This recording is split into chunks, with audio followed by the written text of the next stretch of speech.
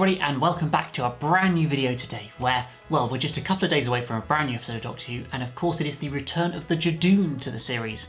And so I thought it was a good opportunity to kind of have a look back at what we've seen of the Judoon before in Doctor Who, when they've turned up, what they've been involved with, and also looking at the spin-offs as well and how they've played into that in a few episodes, because despite feeling like a fairly, I guess, well-known villain or alien, they've only actually been the proper sort of protagonist or villain in one episode, surprisingly. So that does seem a good point to start with, at least in TV Doctor Who. In Smith and Jones, the Series 3 opener back from 2007, that's when we first met the Judoon, when they were first created essentially by Russell T Davies for the opening episode of Series 3, where we saw Martha Jones introduced as a companion to David Tennant's 10th Doctor.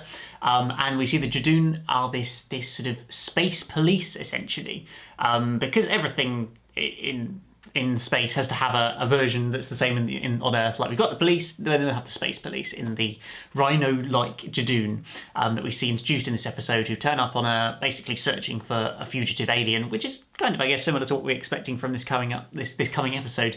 An alien that they know is dangerous and is escaped and is hiding, which they then spend most of the episode trying to find by transporting this hospital onto the moon, because they're not allowed to go onto Earth because they have no jurisdiction on Earth, which is quite a cool, fun idea.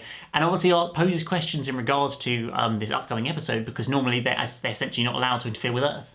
So I'm not quite sure how that's going to play out with this episode, given that it's all set in, I think, in Gloucester, certainly very Earth-based, so that's going to be intriguing. So yes, in Smith and Jones, they were chasing a disguised plasmavore called Florence Finnegan, who we saw played in that episode as the sort of main villain of the piece, who the Judoon spent most of the episode chasing around this hospital trying to find, even though she was managing to pretend to be human by drinking human blood, sort of vampire style, which is quite lovely, until the Doctor obviously tricks her.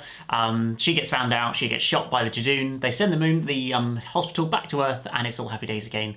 And that's it basically for the Judoon. So they're introduced as quite sort of iconic with their funny kind of language, where they speak in sort of two or three letters, repetitive syllables basically of words of a language, which then is translated into English eventually in the episode. But it's quite a unique thing like that, and also quite a unique look, I think, in this rhinoceros, sort of alien rhinoceros looking look, which I think works really, really effectively and makes them look very much an eye-catching villain in that sense. Now, although it's not established in television Doctor Who, one of the interesting ideas I like is that the Judoon are kind of the race that took over from the Ogrons in being a sort of space security type of race of creatures, essentially. The Ogrons were kind of that. They were more like sort of henchmen in the sort of 70s Doctor Who, on TV at least, but apparently after a spate of defeats by the Third Doctor, they were then sort of usurped by the Judoon as the space police, who were then involved in kind of keeping order in the galaxy, I guess, to an extent, and going around and finding criminals, because obviously that's what the police do. They then only really get brief cameo appearances after this in actual TV Doctor Who episodes, apart from, as I say, Smith and Jones.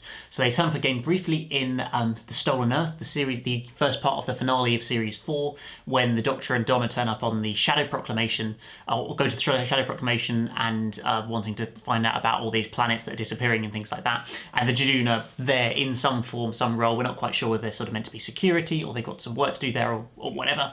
But yes, we see them briefly appear on screen, at least for that episode. There's one very brief shot of one at the end of time, when the Doctor's going around and meeting all his old friends, and Captain Jack's at this sort of space bar, and the Judoon walks across screen. So a very brief on-screen cameo there. We also see them briefly in the Pandorica Opens, which is they become part of this alliance that are all ganging up against the Doctor to try and put him in the Pandorica and supposedly save the universe. Although obviously it doesn't work. So yeah, we get a brief shot of them among all those other alien creatures that we see in this alliance that they've created. And then they finally get a couple of very brief cameo appearances in Series 9, where we see a couple in The Magician's Apprentice, who are guarding the Shadow Architect within the Shadow Proclamation. So I think in a similar role to what we saw in The Stolen Earth. A brief cameo there. And then also in Face the Raven towards the end of Series 9 as well, in one of the aliens that's hiding in human form. There are a couple of, police officers is what essentially look like that, but are actually hidden Judoon, and we get very brief shots of seeing them in Judoon form in that particular episode. But yeah, apart from that, in terms of pure TV Doctor Who, that is all we get of the Judoon, which seems quite surprising, really, as I say, because they seem like quite a significant villain. Where they have been utilised a little bit more was actually in the Sarah Jane Adventures, the spin-off of Doctor Who. Their main appearance in the Sarah Jane Adventures is an episode called Prisoner of the Judoon, where they have this prisoner called Androvax, who the Judoon are essentially escorting, I think, to a prison cell, pretty much. And so yes, the ship crashes on Earth, and Androvax is able to escape by knocking out Tybo, who's the name of the Judoon who's involved in this episode, in this particular story, looking after this prisoner. And this Androvax is sort of a shape-shifting creature who can kind of inhabit other people, so it makes it quite difficult for them to be caught. but then we have a sort of a Judoon focused story, a two-part story for the Pterodon Adventures, where we see Tybo trying to get back this and get back Androvax, which he eventually does at the end of the episode, as you'd probably expect. He does initially sentence Ron and Clyde to death, but eventually lets them off and says they just have to stay on Earth, which ultimately they of course do. And that pretty much concludes TV appearances of the Judoon. So they ultimately have two main stories, one in Doctor Who and one in the Pterodon Adventures, and then a few cameos in various other episodes of Doctor Who, but nothing major. So I'm very, very much looking forward to what we're going to be getting with Fugitive of the Judoon, particularly given that as a race of people, the Judoon are essentially just police. They do sometimes do questionable things in the course of justice, but it seems intriguing that they are going to be coming to Earth, which they're not allowed to do. They don't have any jurisdiction on Earth, which obviously complicated things in Prisoner of the Judoon in the Pterodon Adventures, but given they're sending a whole seemingly warrior race down there, and at least from the trailers and things, it looks like they're going to be more of a villain rather than just a police trying to find a prisoner. I don't know, maybe there'll be another shape-shifting creature they've got to try and find. I don't know, maybe that's what the fugitive is that they're trying to chase.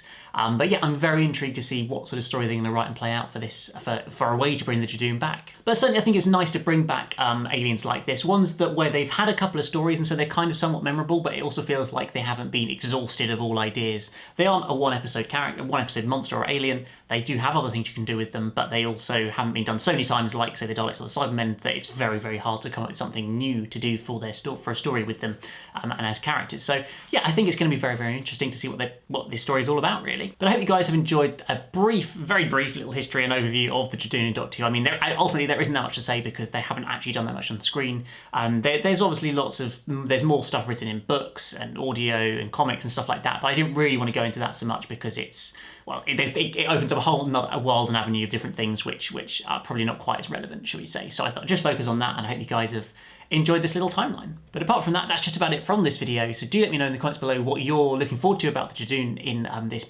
coming up episode, Fugitive of the Judoon. Did you enjoy the previous Judoon episodes with Smith and Jones in particular? And just, yeah, I'd love to hear your thoughts on them as aliens and villains. But apart from that, as always, hit the like button, subscribe if you're new here, and I'll see you very soon for another one. Goodbye.